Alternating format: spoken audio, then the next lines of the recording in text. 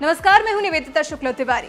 भगोड़े व्यापारी नीरव मोदी को लेकर कांग्रेस समेत पूरा विपक्ष भले ही मोदी सरकार पर निशाना साधता रहा हो, लेकिन जिस तरह से मोदी सरकार ने भगोड़े नीरव के साथ ही विजय माल्या के खिलाफ कार्रवाई की है, वो सरकार के इरादे बताने के लिए काफी है कि वो इन भगोड़ों को छोड़ने वाली नहीं है।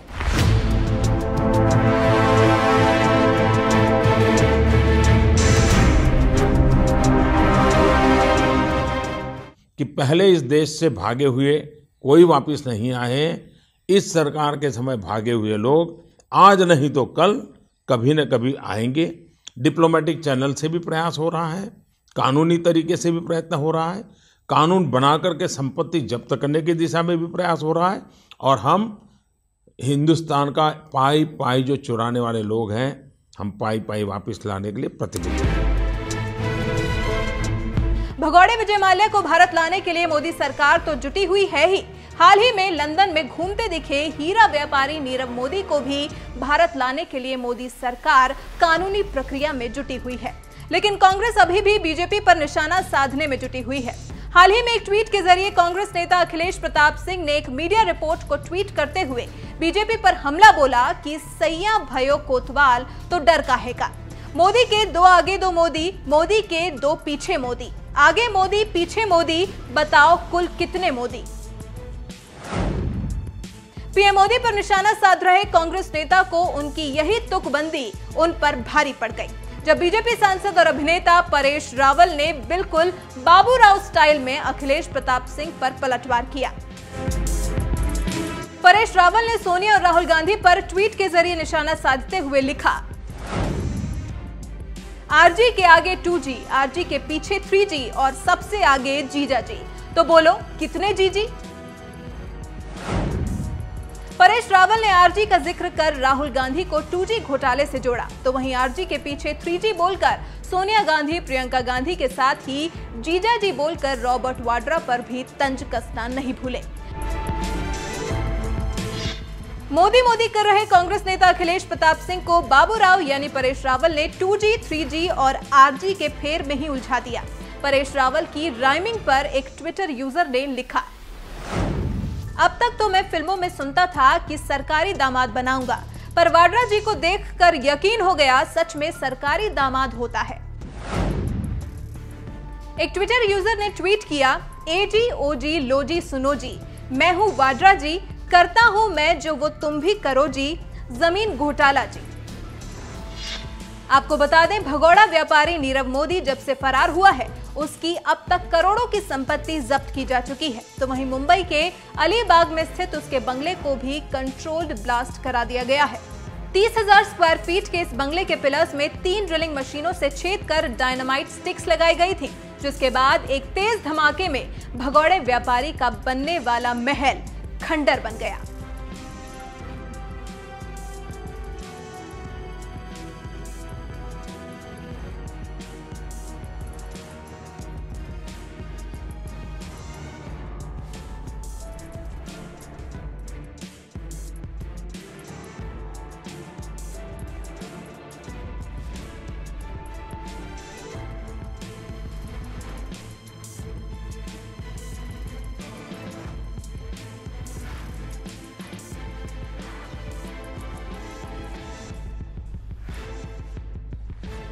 मैं ये विश्वास से मानता हूं, ये मेरा कन्विक्शन है, हमारे देश की समस्याओं की जड़ में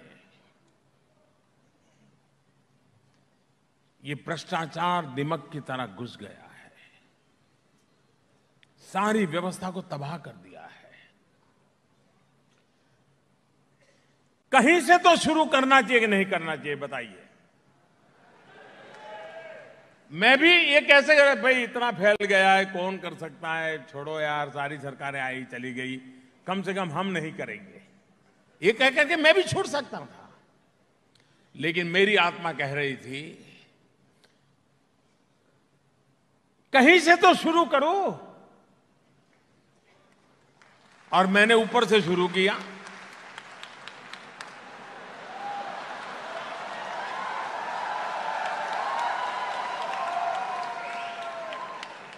और ये ऊपर ठीक हो जाएगा ना, तो नीचे तो फिर आप समझ लीजिए भमाभम होने वाला है।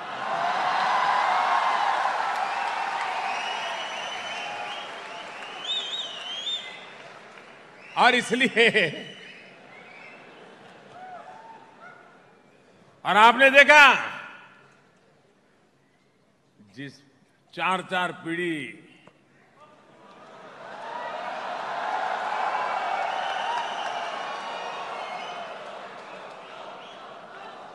उनको नाम लेते ही देश कांपता था।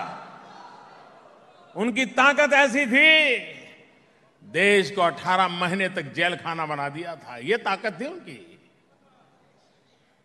कभी किसी ने सोचा नहीं होगा कि 4-4 पीढ़ी भारत पर राज करने वालों को एक चाय वाला चुनौती दे रहा है।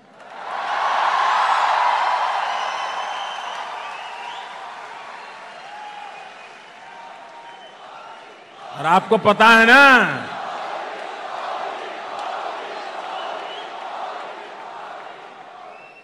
आपको पता है ना, वे जमानत पे है। कभी किसी ने सोचा होगा? और भी उनके सारे सागरी दरबारी लोग हैं, वो भी जेल कोर्ट के चक्कर काट रहे हैं। और मुझे विश्वास है 125 करोड़ देशवासियों के आशीर्वाद है, ये कोर्ट के चक्कर जितने लगाने लगा ले, एक दिन को तो उनको जाना ही पड़ेगा।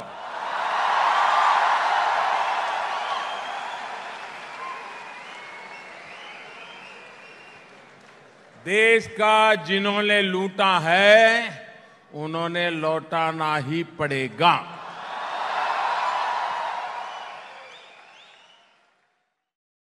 अगर पहले जैसी सरकार होती, यही दोस्ताना चलता, लूटना है लूटते चले, देना है देता चले, खाना है खाता चले, तो फिर उनको भागना भी नहीं पड़ता। इन लोगों को भागना इसलिए पड़ रहा है कि यहाँ पर उनको कानून नियमों का पालन करना पड़ेगा, पाई पाई चुकता करनी पड़ेगी, और इसलिए भागे हैं। जो भागे हैं उनको लाने के लिए अंतर्राष्ट्रीय कानून होते हैं, अंतर्राष्ट्रीय नीति नियम होते हैं, उसका पूरा उपयोग किया जा रहा है। ऐसे भगोड़ों के लिए मजबूत से मजबूत हमने कानून बनाए हैं। उनकी संपत्ति जब्त करने का कानून बनाया है। इतना ही नहीं, विदेशों में उनकी संपत्ति है तो उसको भी जब्त करने का कानून बनाया है। इसलिए सरकार के हाथ में जितने विषय हैं उनका पूरी तरह हम उपयोग कर रहे हैं। और मैं विश्वस्त हूं कि पहले इस देश से भागे हुए कोई वापस नहीं आए। इस सरकार के समय भागे हुए लोग आज नहीं तो कल कभी न कभी आएंगे। डिप्लोमेटिक चैनल से भी प्रयास हो रहा है, कानूनी तरीके से भी प्रयत्न हो रहा है, कानून बना करके संपत्ति जब्त करने की दिशा में भी प्रयास हो रहा है। और हम हिंदुस्तान का पाई पाई जो चुराने वाले लोग हैं, हम पाई पाई वापस लाने के लिए प्रतिबद्ध